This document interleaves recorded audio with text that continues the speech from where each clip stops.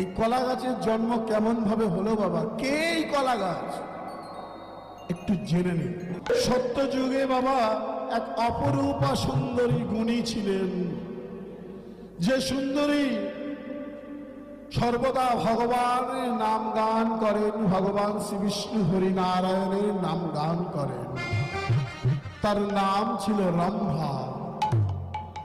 এই রম্ভাই হলো বাবা আজকে কলিযুগে যাকে আমরা কলা গাছ বলি। নমস্কার, ইনি হয়েছেন নরেন মণ্ডল নারায়ণ দাস বাবাজি। তো ইনি বলছেন কলা গাছের জন্ম কিভাবে হয়েছে। ইনি বললেন সত্যযুগে এক রম্ভা নামক সুন্দরী ছিলেন, তিনি এক ঋষির সঙ্গে বিবাহ হয়েছিলেন এবং সেই ঋষির থেকে শাপগ্রস্ত হয়ে নাকি কলা গাছ হয়েছে। তো তাহলে আমি আপনার কথা কেন মানবো? আমরা তো সবসময় মহান কীর্তনিয়া প্রদীপ পালের কথাই আমরা মানি। তো এই কলা গাছের জন্ম নিয়ে প্রদীপ পাল মহাশয় কি বলছেন আমরা সেটা একবার শুনে নেই, কারণ প্রদীপ পাল একাধারে কীর্তনিয়া এবং একাধারে বৈজ্ঞানিক। তো শুনে নেই প্রদীপ পাল মহাশয় কি বলছেন, যে কলা গাছের জন্ম বা কলার জন্ম কিভাবে হয়েছে।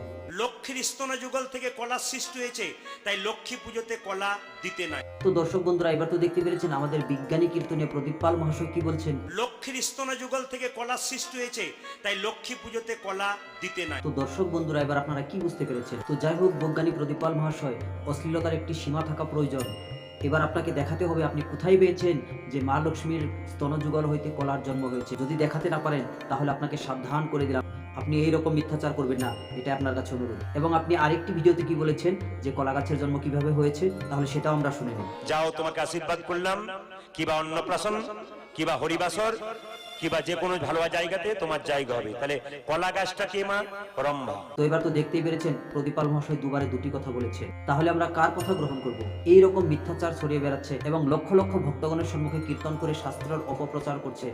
আপনাদের কাছে অনুরোধ, এইরকম কীর্তনিয়াকে বয়কট করতে লাগে, কারণ এদের থেকে শিখার কিছু নেই, এরা শুধু বিভ্রান্ত ছড়াতে পারে। ধন্যবাদ।